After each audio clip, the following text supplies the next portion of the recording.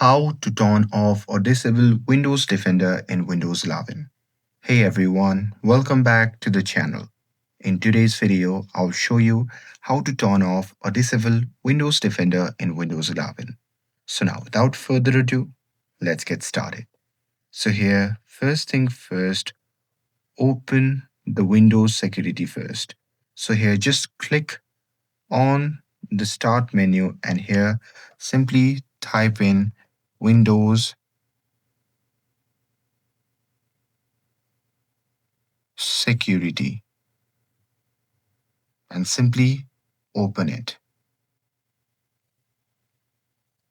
And now here, once you are inside the Windows security, on the left hand sidebar, simply select virus and threat protection.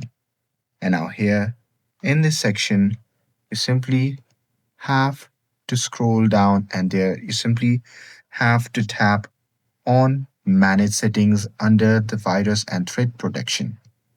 And now here in this section, if you scroll down, there you'll see several options like real-time protection, cloud delivered protection, and automatic sample submission. So here to disable Defender, turn off the switch next to the real-time protection. And here, once you do that, this will temporarily turn off Windows Defender.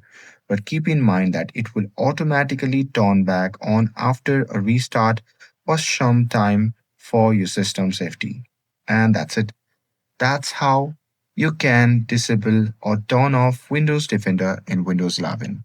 With this, if you found this video helpful, then don't forget to like, share, and subscribe to get updated for more videos. Thanks for watching, and I'll see you in the next video.